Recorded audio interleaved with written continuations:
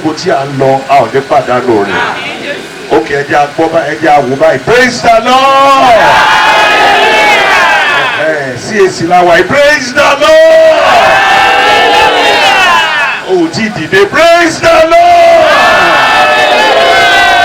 Amen. Yóò dára fún wa lórúkọ Jésù. Ẹ ṣé, ẹ jókòó. A dúpẹ́ fún orí ọ̀fẹ́ tí a tún rí gbà fún ọjọ́ òní, fún àṣekágbá ìsìnkú àwọn màmá wa.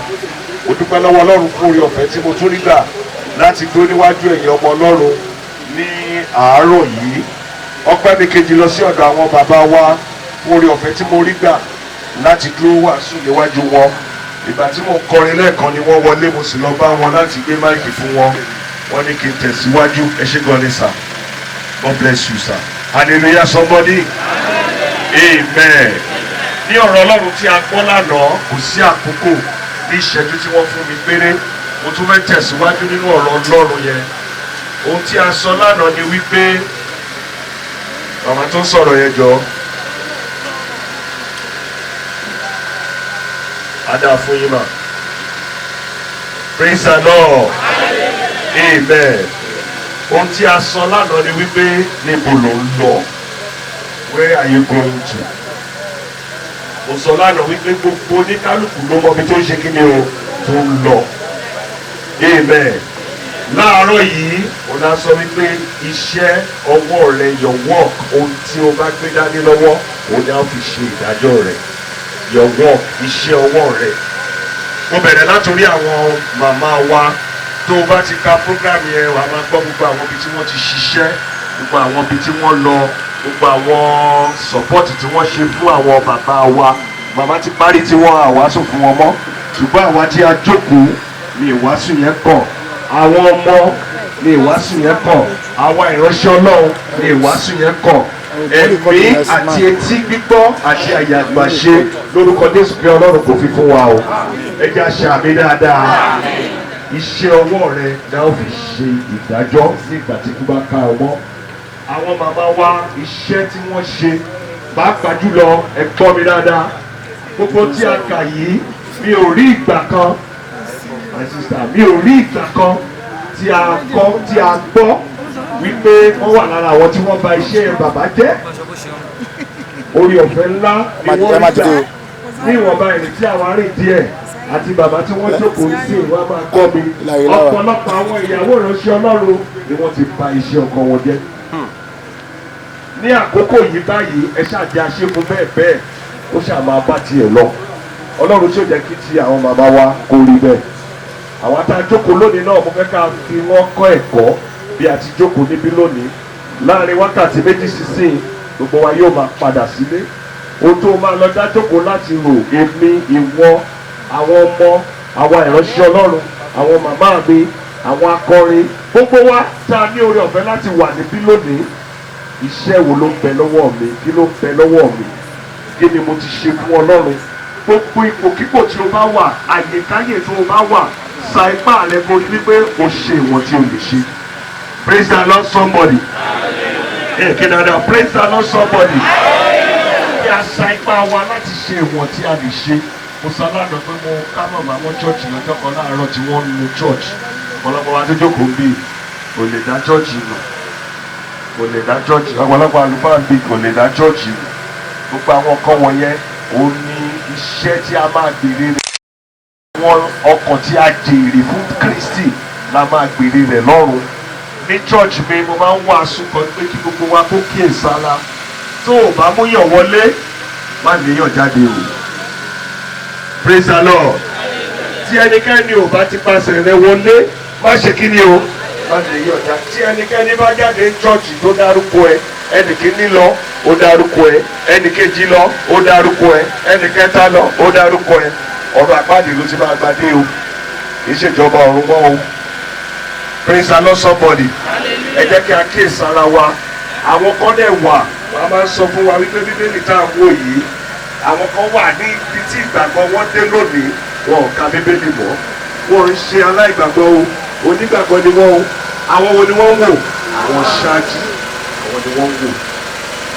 Irú àwọn màmá wa báyìí ó ní àwọn tó jẹ́ pé wọ́n wò wọ́n nínú wọn bí àwòkọ́ṣe lórúkọ Jésù lè gbàdúrà àmì ìdìbò ẹ̀sìn àmì dáadáa. tó bá rí ẹnikẹ́ni tó ti kọsẹ̀ lẹ́ láti ọ̀dọ̀ wọn tàbí tó ní ẹ̀sẹ̀ kíkan tí wọ́n ti ṣe tí ẹlòmíì ti rí àdílé jókòó síbí lónìí. ṣùgbọ́n ní gbogbo ìrìn àjò wa nínú ìgbàgbọ́ ẹgbẹ́ ariwo pé a kọ́ àwọn ènìyàn láti gbé wọn lọ sí ìjọba Ọlọ́run. mo gbàdúrà bí a ti kọ́ àwọn ọ̀rọ̀ yìí agbára láti ṣe ìfẹ́ Kristi. ẹ wo mi mà kò yí sí láti ṣe o kò rọgbọ láti ṣe o oore ọ̀fẹ́ Ọlọ́run la nílò oore ọ̀fẹ́ yẹn mo gbàdúrà lórúkọ Jésù olùgbàlà yóò jáde sí ẹ. ní ìgbà tí challenges yẹn bá dé àwọn bàbá wa dúró gbogbo ìgbà kan ló dùn o àwọn ìgbà kan náà wà tó jẹ́ wípé àfijọ́ ìgbà kan wọn wò ó ní tí àwọn náà ti là kọjá ó ní tí wọn náà ti là kọjá ohun tó máa mú ẹ padà lẹ́yìn Kristi lórúkọ Jésù kò ní ṣẹlẹ̀ sí i. Àmín Jésù. ìsọmọdé mẹ́lòmíì ó ti ṣe gbogbo tó lè ṣe alágbàgbà sì máa sọ fún kò jẹ̀sáré jẹ́ mú ẹ débẹ̀ yẹn. ìfikálẹ̀ ti yá ni ọ̀pọ̀lọpọ̀ láti gbọ́ tó dẹ̀ débẹ̀ tí ò padà wọ́ ó dẹ̀ kú síbẹ̀. ibẹ̀ ló parí ìrìn àjò ẹ̀ sí. mo gbàdúrà lórúkọ Jésù tí wọn ò ní rí bẹ́ẹ̀. bí a ṣe ń lọ lónìí ẹ jẹ́ kí a mọ ohun tí a gbà ohun tí a bá ṣe láwọn fi ṣe ìdájọ́ wa. ní Nàìjíríà ọ̀rọ̀ mi kú méjì ní Nàìjíríà a bí àwọn méjì kan gbogbo yìí mi ò ní dárúkọ bọ̀yẹ́ ti mọ̀ wọ́n. ẹnìkan kú Nàìjíríà míì gbogbo wa kárí sọ ẹnìkan sì kú mo rí ẹni tó mọtí tó tún kú nítorí pé ẹni tó kú yẹn inú ẹ̀ ń dùn fún Ọlọ́run bá àwọn ọmọ lọ Nàìjíríà yìí òun náà tún mọtí ó tún ṣe kí ni o òun náà tún kú kí o ti mọ àwọn méjì yẹn ìgbà tí wọn náà wà láyé báyìí kí la máa kọ́lẹ̀ nípa tiẹ̀ kí la máa kọ́lẹ̀ nípa tèmi àwa ìránṣẹ́ Ọlọ́run ẹ̀kọ́ ní ti màmá jẹ́ fún àwa náà kí la ń kọ́lẹ̀ nípa tiwa àkókò díẹ̀ la nílò nílé ayé yìí ó tilẹ̀ ń kó pẹ́ tó kó sọ́lànà 100 110 120 ẹlòmíì gbàdúrà 150 160 àwa máa fi ẹ̀lẹ̀ lọ ṣùgbọ́n gbogbo tó ń kó pẹ́ tó láyé ohun tó gbé ṣe ni wọ́n máa ròyìn rẹ tí o bá lọ mo gbàdúrà lórúkọ Jésù a ò ní fi wíwá wa sínú ayé yìí a ò ní fi bá ọ̀run wa jẹ́ ẹ ṣe àmì tó rinlẹ̀ dáadáa ẹ ṣe àmì tó lágbára dáadáa ẹ ṣe àmì tó rinlẹ̀ dáadáa. nínú ẹ̀kọ́ tí mo tún kọ́ nínú àwọn ìgbé ayé màmá wa ni wípé ẹ wo ọ̀pọ̀lọpọ̀ orílẹ̀-èdè tó kọjá lọ́dọ̀ wọn ẹ wo àwọn tí wọ́n bọ́ ẹ wo àwọn mo sọ tiwa lánàá àbí mi ò sọ fún ẹ àwọn tá a kó kókó ọbẹ̀ wọn jẹ ládùúró wájú ẹ̀ adẹ̀ ń jẹ́ kò dẹ̀ sí lọ́rẹ́ mo máa ń sọ fún gbogbo àwọn tó bá ti gba mission kọjá tẹ bá ti ń jó di àlùfáà tẹ ẹ lè jẹ́ gbé ẹ lè ṣe kí ni o mo máa ṣiṣẹ́ olúwa yẹgbẹ́ yìí ni o bí ẹgbà pẹ̀lú gbogbo ohun tó gbé àwọn náà débẹ̀ lónìí ni mo gbàdúrà lórúkọ Jésù ẹ ò ní ṣe lásán tó bá ní àwọn ọmọ tó wà lọ́dọ̀ tiẹ̀ náà sa ipá rẹ láti ṣe wọn tó lè ṣe kò sí owó kan tẹ́yà ọ́fíìsì báńkì tó fi ń tọ́jú èèyàn o tó fi ń tọ́jú ọmọ o kò tó bá ti gbé lé Ọlọ́run lọ́wọ́ kò jẹ́ mọ̀ pé àtijọ́ àti mú wọn ọwọ́ Ọlọ́run ló wà wàá kàn jí láàárọ̀ ni wàá dẹ̀ máa rí bọ́lọ́run dẹ̀ ń ṣe kí ni ó dẹ̀ ń ṣe but mi ò rí pé irú ẹ̀ tún pàpàtù sí mọ́ kò fi bẹ́ẹ̀ pọ̀ mọ́ láàárín àwọn ìránṣẹ́ Ọlọ́run bí àwọn iṣẹ́ tí àwọn màmá wa ti ṣe wọ̀nyí a lè ka kínní ìkejì kẹta ìkẹrin wọ́n pọ̀ tí wọ́n ti kọjá lábẹ́ wọn tí Ọlọ́run sì ń lò wọ́n káàkiri báyìí tí wọn náà bá délé lọ́wọ́ àkànṣe ohun tí a bá ká mọ́ wa lọ́wọ́ òun náà fi ṣe kìnìún o náà fi dá wa lẹ́jọ́ mo gbàdúrà lórúkọ Jésù gbogbo wa pátá a ò ní kùnà ìjọba ọ̀run ẹ ṣe àmì tó rinlẹ̀ rárá tó bá ní tó o ní lọ́wọ́ tó o dì sọ́wọ́ tí ò ní jẹ́ kí o wọ ìjọba ọ̀run ẹ jù sílẹ̀ kó tó máa lọ bí yo tó bá ní tí mo dì sọ́wọ́ ẹ jẹ́ jù sílẹ̀ bí yo tó bá ní táwọn aránṣẹ́ Ọlọ́run dì sọ́wọ́ ẹ jẹ́ àjù sílẹ̀ bí nítorí ìgbàkigbà ní ikú lè dé ohun tí wọ́n bá ká mọ́ wa lọ́wọ́ wo ni wọ́n fi ṣe ìdájọ́ wa. màmá báwo ló ṣe ń ṣe ibi tó wà sí bàbá báwo ló ṣe ń ṣe ibi tó wà sí àwọn kan wà ẹgbẹ́ ọ̀tẹ̀ ni wọ́n wà ó ṣe máa bàjẹ́ àníránṣẹ́ Ọlọ́run yẹn máa lọ sẹ́ inú ibẹ̀ ni wọ́n wà ó sì kó àwọn ènìyàn jọ láti fi wà ní àkọọ́lẹ̀ fún ẹ ní ìjọba ọ̀run. kò sí ẹgbẹ́ ìránṣẹ́ Ọlọ́run lọ́wọ́ ẹnikẹ́ni o ó lè ṣe wípé èmi ni máa méṣù ọ̀gbọ́n kúrò àwa ti bá àwọn alágbá oríṣiríṣi pàdé amọ̀rú wọn ṣùgbọ́n irú èwo ló wà èwo ni wọ́n ní kó o dá sí èwo ló ń support ohun tí a bá ká mọ́ wa lọ́wọ́ láwọn fi ṣe kíni o láwọn fi ṣe ìdájọ́ wa bí a ti ń lọ báyìí à ń parí náà nìyẹn ohun tí a fẹ́ sọ fún wa ní pé ẹ má jẹ́ kí Jésù sọnù lọ́wọ́ wa ẹ jẹ́ a di òpó Jésù mú ohunkóhun ló lè gbà lọ́wọ́ wa o ẹ jẹ́ kí a dúró lórí ẹsẹ̀ wa ká dúró lórí Kristi ohunkóhun tó ń kó dé ẹ má jẹ́ ká yẹsẹ̀ ìdààmú ni àìsàn ni wàhálà ni àìríjẹ ni gbogbo wa náà la rí tó pọ̀ ní Nàìjíríà lọ́wọ́lọ́wọ́ báyìí ṣùgbọ́n onígbàgbọ́ yóò ṣe kíni yóò dúró ohunkóhun kó dé má pa Jésù tì má ṣẹ̀ Jésù àwọn bàbá wa ò ṣẹ̀ Jésù o àwọn náà wọ́n rí wàhálà wọ́n rí ṣòro wọ́n rí dààmú wọ́n dúró nínú Kristi ẹ jẹ́ kó jẹ́ ẹ̀kọ́ fún gbogbo àwa tí a jókòó lónìí tí a wá sí bẹ́ríà yìí ohunkóhun tó ń kó dé lónìí kò sí tó lè kó lè ṣẹlẹ̀ ẹ jẹ́ ká di òpó Jésù mú mo dẹ̀ gbàdúrà lórúkọ Jésù olùgbàlà nígbà tí a bá dì í mú tó bá kú díẹ̀ ká wọ ìjọba yẹn lórúkọ Jésù èṣù ní yọwọ́ dànù èṣù ní yọwọ́ dànù èṣù ní yọwọ́ dànù yóò dára fún wa o mo ní yóò dára fún wa bí a ti ń lọ orí ọ̀fẹ́ la nílò kò sí ẹnikẹ́ni tó ń fẹnu sọ tó dẹ̀ lè ṣe é ṣe fún bẹ́ẹ̀ ohun tí a nílò ní kí ni o orí ọ̀fẹ́ yẹn nìkan ní ká dì mú mo parí nìyẹn o orí ọ̀fẹ́ yẹn láò fi bá àwọn ẹlẹgbẹ́ wa rìn pọ̀ orí ọ̀fẹ́ yẹn orí ọ̀fẹ́ tí mo ní ìwọ lè má ní orí ọ̀fẹ́ tí wọ́n ní èmi lè má ní ṣùgbọ́n orí ọ̀fẹ́ tí ẹni kálukú wa máa lò ní ìwọ̀nba ìgbà tí a fẹ́ lò lórí ilẹ̀ ayé mo gbàdúrà kó lọ akóyọ̀ǹda rẹ̀ fún ẹ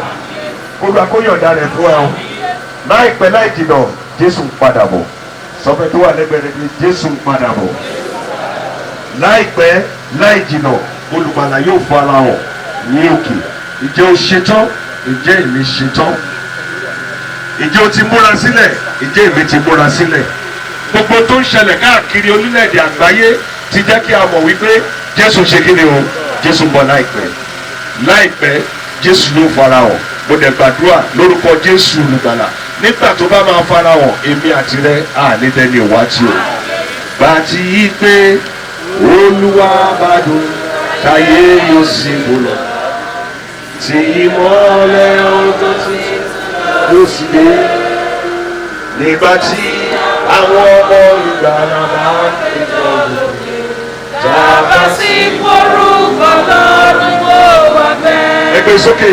Àtàbà forúkọ lọ́rùn Àtàbà forúkọ lọ́rùn bàtàbà orúkọ lọ́rùn nípa orin ọ̀fẹ́ ẹgbẹ́ lẹ́yìn mọ́ jẹ́ kí a fi gbogbo àkókò wa ṣiṣẹ́ fún wa jẹ́ kí a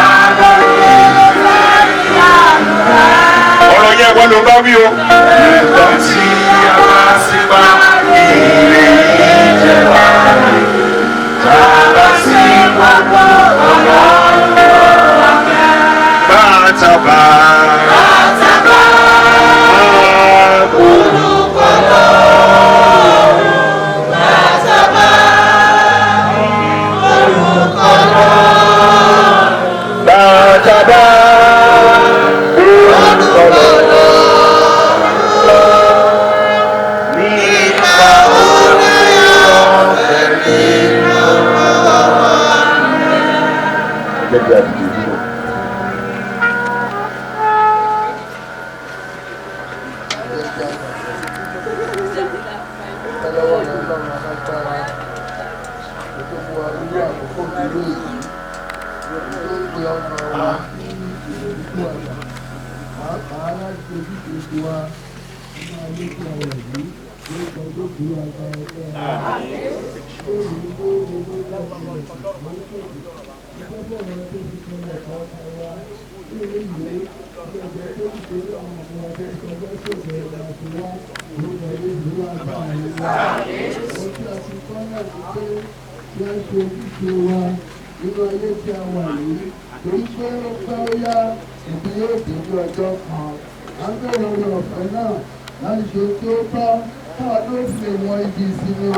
Olùfẹ́ lánàá olú ajé wọnú ayé wa. ìgbọ́n ní fún orúkọ olúwa. Àwọn bàbá wa tí ẹ lò fún ọ̀rọ̀ náà lórúkọ Jésù àti àwọn àti àwa ní ọjọ́ ìkẹyìn ọ̀rọ̀ náà má jò dá wa lẹ́bi fún wa jẹ́tù ẹ̀ títí ìgbọ́n ní fún orúkọ olúwa. Bí àwọn èèyàn yóò tiẹ̀ sàbí ìgbẹ́yìn wa jẹ́ kó dára lórúkọ Jésù Kristi olúwa wa.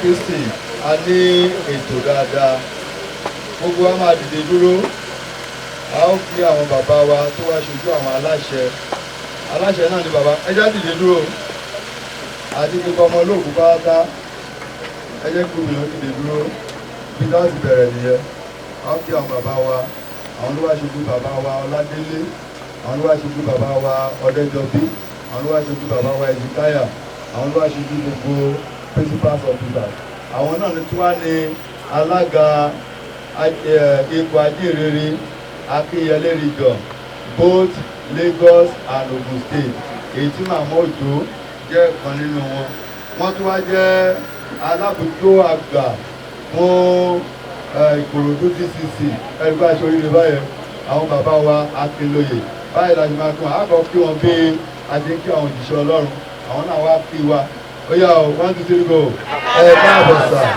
ẹ kú iṣẹ́ olúwa ṣàǹfààní ìdọ̀tún. ẹ ó ṣe lébi ẹ ó sì gba ìgbìmọ̀. Praise the Lord. Hallelujah. Ìjọ ká kí hallelujah lọ. Hallelujah. Ìjọ ọjọ́ kò sà, ìjọ ọjọ́ kò lè. Mo kọ́kọ́ kíkà fẹ́rẹ́jì pé mo pẹ́ díẹ̀. Mo ti dé ìlàrùn ògbókí tó padà. So, yíyá ń pè mo ní ìsìn rọ́ọ̀bù. Mo ní ìsìn rọ́ọ̀bù. Ó dẹ̀ ti dé ìlàrí dáadáa ní ìlàrí ọ̀yẹ́ kó jẹ́ àjèjì sí mi ní òkèlú bóyá Yorùbá máa ń sọ pé bóyá èèyàn lu owó kan bóyá láàrin ọ̀sẹ̀ tó síbi mo ti lè rẹ́jà ẹ̀dọ́ nù torí mo ti wá sí ìlàrí mo bá bàbá ọlọ́ọ̀sibì tó wá mo bá bẹ̀rẹ̀ méjì láti wá sòkú lẹ́yìn ọmọ ìlàrí ní òlúwa nílátọ̀nù bàbá olómi tútù bàbá tó agbéwá ọmọ ilé ẹ̀ dáadáa ní wàá mọ̀ bí mo ṣe ní ìṣòro tí mo bẹ̀rẹ̀ wá dé ìlà kí n tó wá mọ̀ padà wá sí ìlàrí ó yẹ kí n ti débi ní 7:30 tí ọmọ tó fi apọ́lọ́jì fún ìyẹn lórúkọ àwọn bàbá wa aláṣẹ ìjọ yìí ààrẹ ìjọ wa bàbá Ọládélé àti alábòjútó àgbà àti ajínrere àgbà all principal officers oníkà kí gbogbo àgbàgbà ẹ̀yìn ọmọ mọ̀mọ́ àti lórúkọ Akínyẹlé regional superintendent and executive the two executive evangelical executive and regional executive wọ́n nípa kìyìn bí a kú àtẹ̀yìndé tó á jẹ́ pé mo tètè dé láàárọ̀ èmi náà ní kọ́mẹ̀ntì kan láti sọ fún nípa mọ̀mọ́ bí ọ̀rọ̀ díẹ̀ sọ ní àárín wa ẹni àkókò díẹ̀ tí àwa àti mọ̀mọ́ tí a jọ nìwọ̀n wọ́n jẹ́ ènìyàn dáadáa àwọn ìṣẹ̀lẹ̀ kan ṣẹlẹ̀ tó jẹ́ pé mọ̀mọ́ ó jẹ́ ọ̀kan nínú ẹni tó la ọ̀nà àbáyọ fún wa lórí àwọn ajínrere ní Akínyẹlé region tí àlàáfíà sì jọba ní Akínyẹlé pátápátá pàápàá ṣẹ̀wọ̀n láàrin àwọn mọ̀mọ́ wa ẹ̀ǹkọ́ àwa lọkọ yín tó a dẹ̀ gbọ́dọ̀ mọ̀ bá ṣe mójútó yín dáadáa ìgbà tí ráìbà kan fẹ́ wà mọ̀mọ́ yẹn jẹ́ èèyàn dáadáa ìgbà tá a gbọ́ ikú wọn ó dùn mí but mọ̀mọ́ wa ò tó ènìyàn Ọlọ́run gbogbo wọn yẹn tẹ̀gbọ́dọ̀ méjì ni mo ní òkè lọ́tún mo ní òkè lọ́sì tó méjèèjì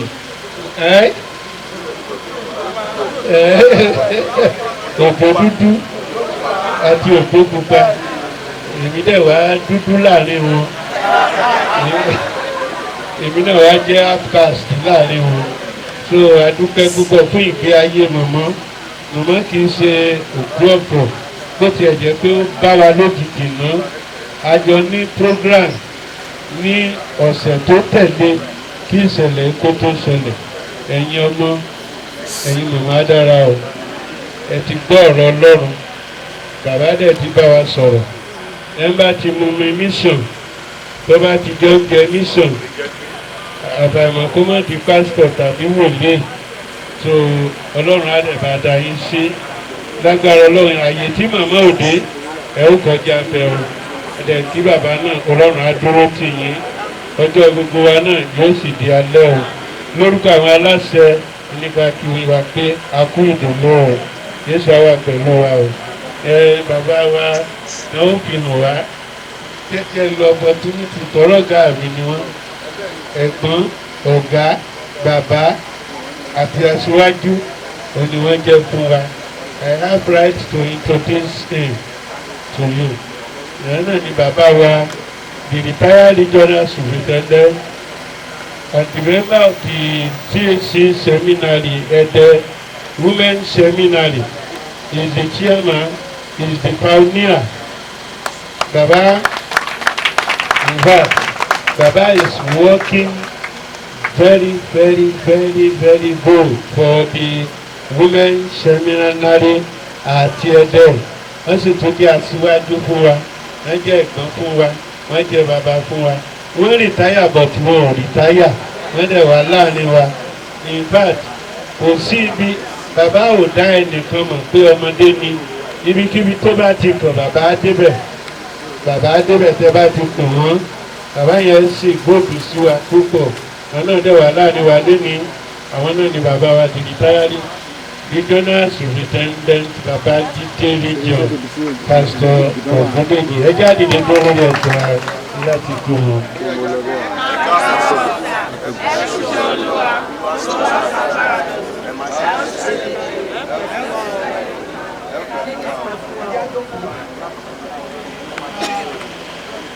mo fẹ́ sọ̀rọ̀ láti nítorí àkókò òní náà kò sí àkókò ṣùgbọ́n ìgbà tí mo fẹ́ sọ ni pé bíbélì ní pé iṣẹ́ olúkúlùkù ló mọ̀ ohunkóhun tí ẹnì kọ̀ọ̀kan wá bá ń ṣe ẹja máa ṣe tọkàntọkàn ẹja máa ṣe bí ẹni pé ẹnìkan ń wò wá ẹja máa ṣe bí ẹni pé ó ṣeéṣe ká mọ̀ sí mi mọ́ gbogbo nǹkan táwọn èèyàn ń sọ ń pa mọ̀mọ́ ó dára púpọ̀ 1996 lèmi tó bá mọ̀mọ́ rìn nígbà tí ọmọ mi lọ ṣiṣẹ́ lóde Àjàyè tó lọ establish àwọn ọ̀rẹ́ English assembly àwọn ọ̀rẹ́ wọn náà ní àwọn tí wọ́n ń pọ̀ tẹ̀lé wọn jẹ́. láti gbà yẹn àsìkúyà títí ọdún lọ ìfúrò pé ibi tá a ti gbàgbé gbẹ̀yìn àgbàmọ́ kó má jẹ́ ibi tí àwọn Ìjẹ̀ṣà lédè evangelist tẹ́jú ṣe àjọ̀dún. a dẹ̀ sọ̀rọ̀ títí mo sọ fún mọ̀mọ́ òjò dúdú pé ẹ má pẹ́ o ẹ tètè máa ń lọ́wọ́ ọ̀nà èkó yóò fi lọ o. lẹ́yìn ẹ̀ mo tún gbọ́ pé wọ́n tún ti lọ bò mí wọ́n tẹ̀ ní ẹ̀jẹ̀ ní ọ̀sùn lọ́jọ́ yẹn. Ọlọ́run ló jẹ́ ìmọ̀ mo dáa sí gbogbo wa. ṣùgbọ́n nǹkan tí kú mọ̀mọ́ ń sọ fún wa ni pé ohun tá a ṣe sí mọ̀mọ́ òjò a ó ṣe sí mi a ó ṣe sí ọ a ó dẹ̀ ṣe sí gbogbo èyí. nígbàkúgbà tí kò bá dún Ọlọ́run ló mú wa délé o. mo kí gbogbo wa pé a fẹ́ ẹ̀yin mọ̀mọ́ o ẹ̀yin wá dáa fún gbogbo wa o gbogbo àná ó délé ọ̀run. Praise the Lord. Praise the Lord. Because of our time, a ní àwọn national service àbí but the register of Ede seminary wọ́n ní àwọn ní lẹ́tà tí àwọn gbọ́dọ̀ kà to represent the seminary. Àwọn náà ní bàbá wa Adésọjí láti seminary Nigeria and beyond Nigeria. It was reviewed by the council chairman, Pastor E.S. Family, and members of the governing council and Christ Apostolic Church Theological Seminary Ile-Ife, including the management, staff and students of the same institution, headed by the provost, Pastor Professor C.O. Oshie, received the sad news of the sudden death of our mother in the Lord, late Evangelist Mrs. B.C. Ojo. during our lifetime as a representative of the campus management committee of Christ Apostolic Church Theological Seminary, Ile-Ife, at the Women Campus, with the Governing Council of Christ Apostolic Church Theological Seminary. Our contributions to the progress of the main campus of the seminary were without measure. The recent upgrading of the Christ Apostolic Church Theological Seminary Ile-Ife at the Women Campus to the Bachelor of Theology degree awarding institution, as recently approved by the church authority, is a testimony to our selfless service in that institution. Can we please put our hands together to the glory of the Lord? As we commiserate with the family members, the campus management committee, and the entire staff and students of Christ Apostolic Church Theological Seminary, Ile-Ife, at the Women Campus, it is our sincere prayers that God Almighty will comfort and give the family the fortitude to bear the irreparable loss in Jesus' name. Amen. Sorry, Pastor Titus K. Adesoji, Registrar, CNCTS. God bless you.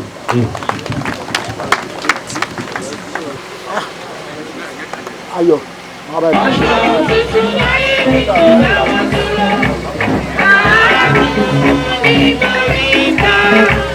Oṣù tuntun láyé mi kò dáwọ́ dúró. Aráyé wá bá mi lọ. Oṣù tuntun láyé mi kò dáwọ́ dúró. Àánú ni mo rí gbà. Oṣù tuntun láyé wá kò dáwọ́ dúró. Aráyé ẹ wá bá wa yọ̀. Oṣù tuntun láyé wá kò dáwọ́ dúró. Àánú ni mo rí gbà. Oṣù tuntun láyé wá kò dáwọ́ dúró. Aráyé ẹ wá bá wa yọ̀.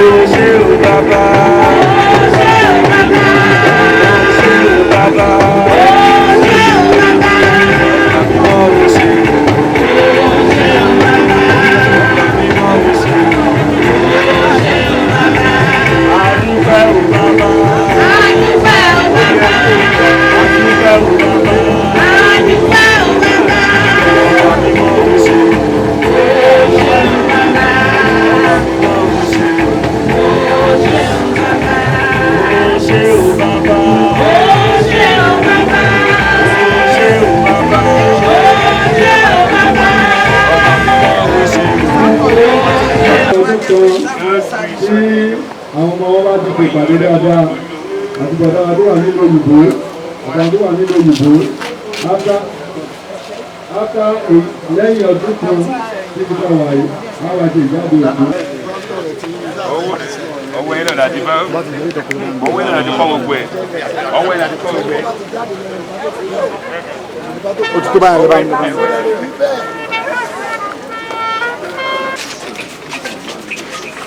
Ọ̀rọ̀ ẹ̀gbọ́n. Ó ti mú.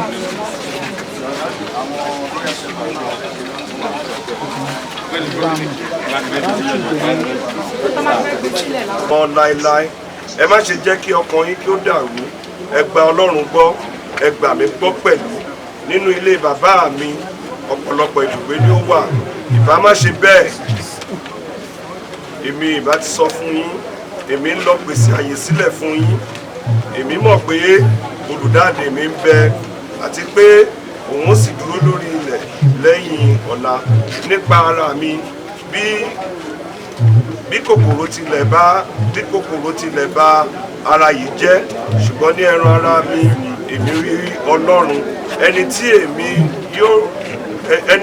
yóò rí fún ara mi tí ojú mi yóò sì ṣe ti ẹlòmíràn àwa kò mú ohunkóhun wá sí ayé yìí ó sì dáni lójú pé àwa kì yóò sì mú ohunkóhun padà jáde lọ Olúwa fi fún mi Olúwa sì gbà lọ ìbùkún ní fún orúkọ Olúwa. Olúwa orin Dáfídì àádọ́rùn ẹsẹ̀ tí ó parí. Olúwa wọ́n ló ti jẹ́ ibi àríwá láti ìrìnàjò kí ó tó dá àwọn òkè àti kí ó tó dá ilẹ̀ àti ayé láti ayérayé ìwọ ni Ọlọ́run. Ó sọ èèyàn di erùpẹ̀ padà ó sì wí pé ẹ yí padà ẹ̀yin ọmọ ènìyàn nítorí pé lójú rẹ ẹgbẹ̀rún ọdún dàbí àná tàbí bí ìṣọ̀kan ní òru wọ́n a máa gbá ọ̀rọ̀ ènìyàn dànù wọ́n dàbí àlá bí ní koríko òtútù ní òwúrọ̀ a máa gbilẹ̀ a sì máa jí pérépéré nírọ̀lẹ́ àṣà àṣìrọ̀ ìbínú rẹ̀ pọ̀ wá run inú rẹ̀ sì bò wá mọ́lẹ̀ ó ti gbé ẹsẹ̀ wa kalẹ̀ níwájú rẹ̀ àwọn ẹsẹ̀ kọ̀ọ̀kan wá sì hàn kedere nínú ìmọ́lẹ̀ ojú rẹ̀ ilé ọjọ́ ayé wa ń kọjá lọ nínú ìbínú rẹ̀ ayé wa sì ń dópin bí ẹni mí kanlẹ̀ 70 ọdún ni ọjọ́ ayé wa pẹ̀lú ipá àlùkò 100 síbẹ̀ gbogbo rẹ̀ kìkì làálàá àti ìyọnu ìyá ayé wa kí ó tó bí òpin àwa sì fò lọ. Ta ló mọ agbára ìbínú rẹ̀? Ta ló sì mọ̀ pé bí ẹ̀rù rẹ̀ ti tó bẹ́ẹ̀ ni ìbínú rẹ̀ rí? Torí náà wá wa láti máa ka iye ọjọ́ orí wa àwọn tó lè fi ọkàn wá sí kọ̀ọ̀kan. Yípadà sí Olúwa yóò ti pẹ́ tó yóò máa bínú sí wa. Ṣàánú àwọn ìránṣẹ́ rẹ fi ìfẹ́ rẹ tí kì í yẹ̀ tẹ́ wa lọ́rùn ní òwúrọ̀ kí á lè máa yọ̀ kí mo sì mú inú wa dùn ní gbogbo ọjọ́ ayé wa. Má mú wa dùn fún iye ọjọ́ tí ó ti fi hàn wá lójú àti fún iye ọdún tí ojú wa ti fi rí ibi. Jẹ́ kí iṣẹ́ rẹ hàn sí àwọn ìránṣẹ́ rẹ kí agbára rẹ tí ó lògo sí hàn sí àwọn ọmọ wọn. Jẹ́ kí ojú rere Olúwa Ọlọ́run wa ló wà lára wa. Fi ìdí iṣẹ́ ọwọ́ wa múlẹ̀. Jẹ́ kí iṣẹ́ ọwọ́ wa kí ó fi ìdí múlẹ̀.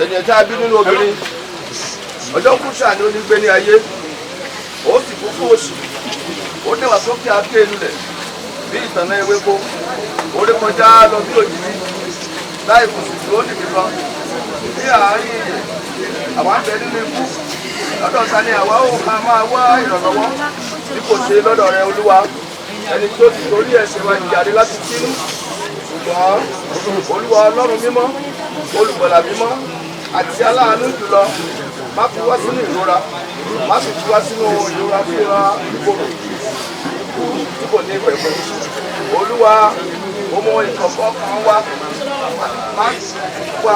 má ṣe di etí rẹ sí àdúrà wa ṣùgbọ́n olúwa mímọ́ jùlọ ọlọ́run alágbára jùlọ olùgbàlà mímọ́ aláàánú jùlọ dá wa sí ẹni tí ó yẹ jùlọ ní ìdájọ́ ayérayé ní òpin wákàtí wa nítorí ìrora ikú má jẹ́ kó aṣojúkò lọ́dọ̀ rẹ̀.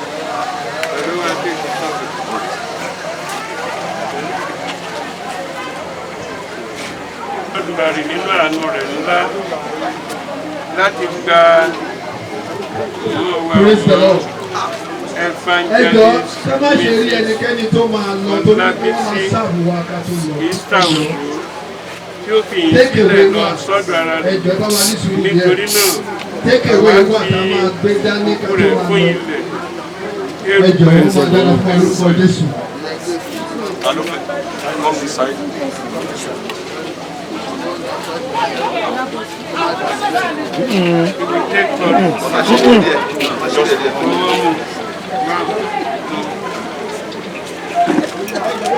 Eru fún eru, ekuru fún ekuru.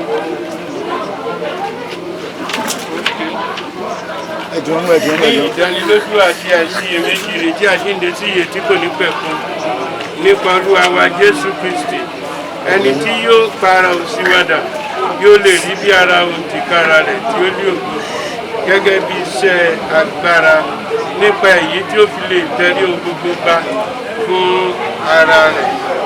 Mo gbọ́ ohùn kan láti ọ̀run wá bí ó wí fún mi pé kọ̀wé rẹ̀ láti sísìnyí lọ alábòkún fún ni àwọn òkú tí ó kú nínú Olúwa, bẹ́ẹ̀ ni ẹ̀mí wí kí wọn kí ó lè sinmi kúrò nínú làálàá wọn nítorí iṣẹ́ wọn ó tọ̀ wọ́n lẹ́yìn. Ẹ jẹ́ kí a gbàdúrà ní orúkọ Jésù Ọlọ́run àwọn bàbá wa, Ọlọ́run tó rán ọmọ rẹ ajínrere wòlíì Ọlábísí Esther Òjó wá sáyé kó o sì mú ṣe àṣeyọrí nínú iṣẹ́ ìyìnrere yìí. Olúwa gba ọpẹ́ wa.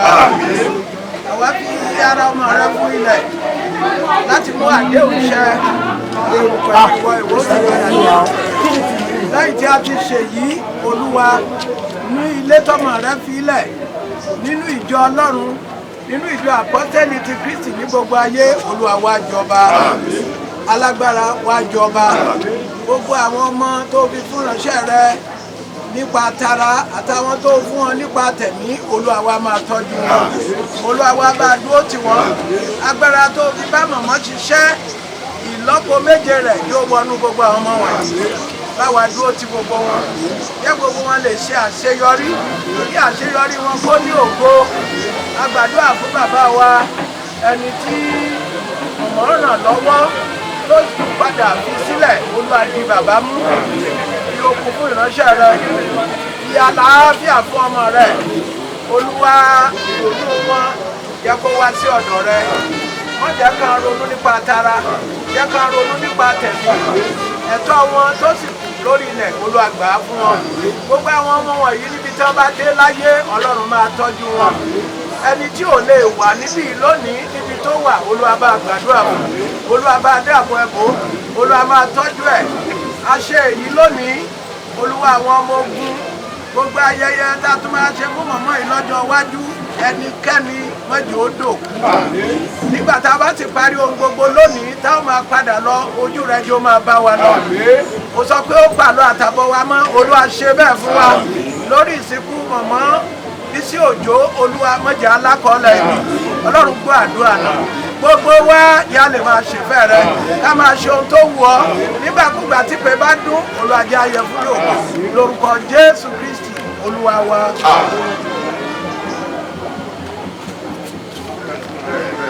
wọ́n ní ká lọ kọ́.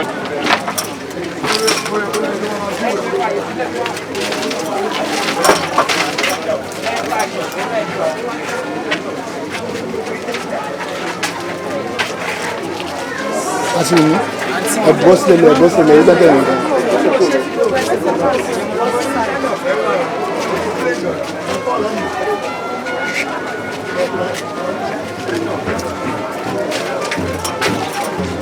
Matthew àwọn òbí kọ́ máa fọwọ́ bù sí láwọn.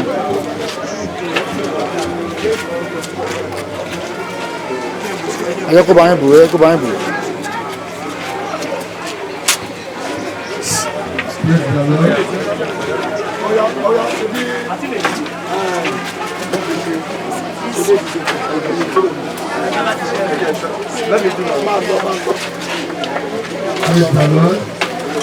Praise the Lord.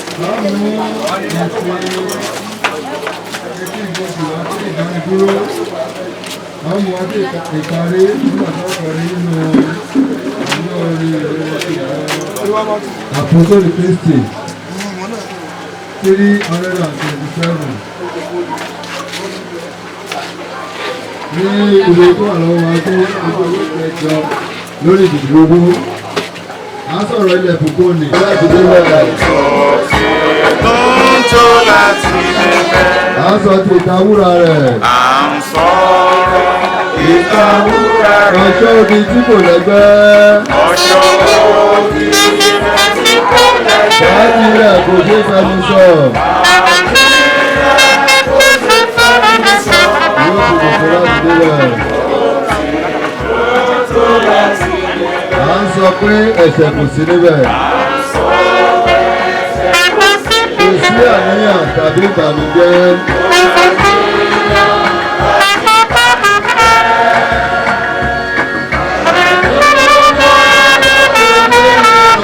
Yóò ti dìbò láti débẹ̀. A sọ orí yìí rẹ̀. Tí àpòlùkọ́ ni ayé mẹ́. Kí orin wá dùn tó.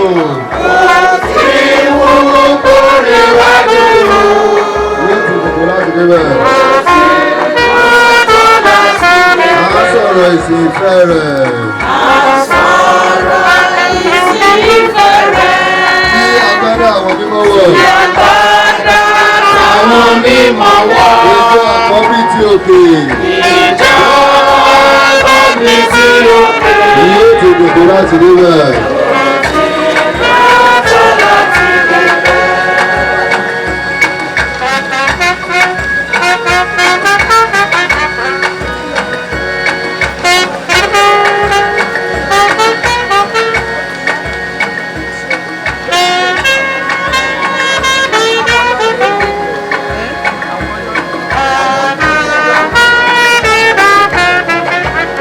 Olúwa ní ọ̀nà kọ́nà.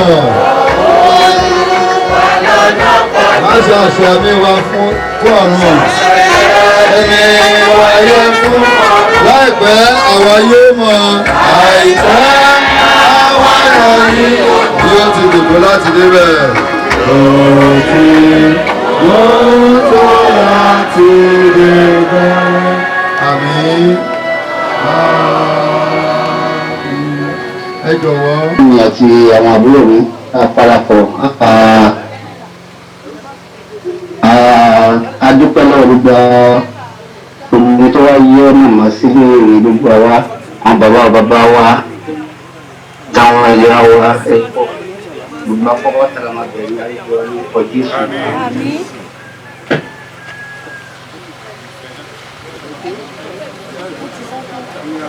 Network yẹn ò dáa. Jésù olúwa wa. Ok, àti ìrètí ẹ wá sọ ti Nàìjíríà. Ẹ já pàtàkì ọlá fún Jésù olùgbàlà.